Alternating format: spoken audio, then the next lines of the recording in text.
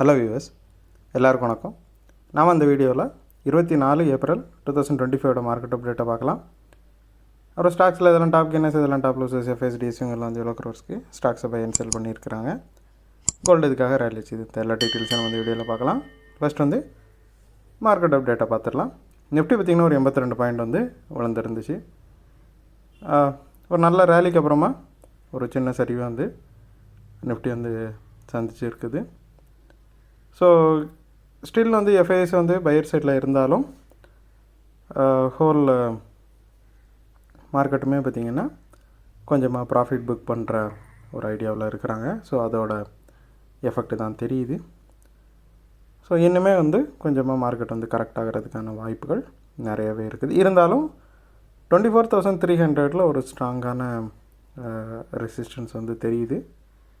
அது எப்போ பிரேக் ஆகுதோ அதுக்கப்புறம் தான் அது வந்து ஹையர் சைடில் வந்து ஸ்ட்ராங்காக போகிறதுக்கான வாய்ப்புகள் நிறையவே இருக்குது. ஸோ இது ரிசல்ட்டு டைமுங்கிறதுனால ரிசல்ட்டை பேஸ் பண்ணியும் மார்க்கெட் வந்து ரொம்ப வாலட்டைலாக இருக்கிறதுக்கு வாய்ப்புகள் அதிகம்.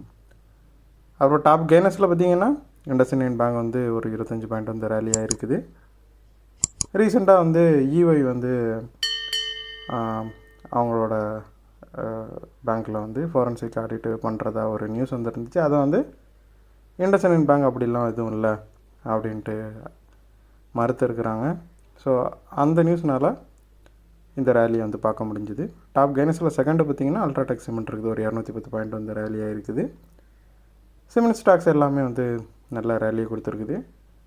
ஸோ இந்த மான்சூன் வந்து நல்லாயிருக்கும். ஸோ அதனால் நிறையா இன்ஃப்ராஸ்ட்ரக்சர் டெவலப்மெண்ட் இருக்கும் அப்படிங்கிற மாதிரி மார்க்கெட்டில் வந்து ஒரு பாசிட்டிவிட்டி நிலவுது. ஸோ அதோட இம்பேக்ட் தான் இதில் தெரியுது.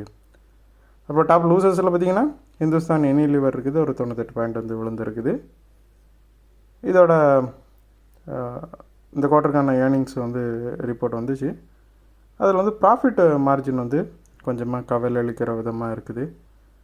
ஸோ அதை எய்ம் பண்ணி பார்த்திங்கன்னா ஃப்யூச்சரில் வந்து ப்ராஃபிட் வந்து குறையிறதுக்கான வாய்ப்புகள் அதிகமாக இருக்குது அப்படின்னு மார்க்கெட் வந்து ஸ்பெக்குலேட் பண்ணுறதுனால அந்த ஸ்டாக்ஸை வந்து கொஞ்சமாக விலை வச்சுருக்கிறாங்க.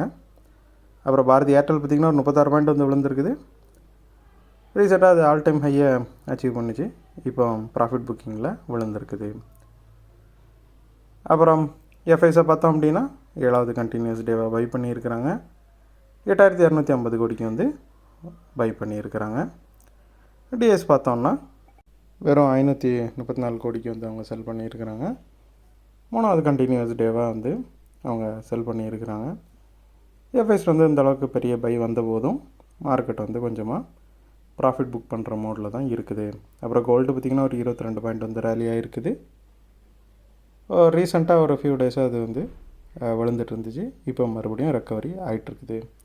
ஸோ இந்த வீடியோவில் உங்களுக்கு கொடுத்த இன்ஃபர்மேஷன்ஸ் எல்லாம் கண்டிப்பாக ஹெல்ப்ஃபுல்லாக இருந்திருக்கும் நான் நம்புறேன். இது உங்களோட ஃபியூச்சர் ட்ரேடிங் செஷனுக்கு கண்டிப்பாக ஹெல்ப் பண்ண. இந்த வீடியோ உங்களுக்கு பிடிச்சிருந்துச்சுன்னா லைக் பண்ணுங்கள், ஷேர் பண்ணுங்கள், மறக்காம சேனலுக்கு சப்ஸ்கிரைப் பண்ணுங்கள். அப்படியே அந்த பெல் ஐக்கானை கிளிக் பண்ணிங்கன்னா டெய்லி அப்டேட்ஸ் தரோம் கிடைக்கும். தேங்க்ஸ் ஃபார் வாட்சிங். Keep supporting. நான் இன்னொரு வீடியோவில் உங்களை சந்திக்கிறேன். தேங்க்யூ.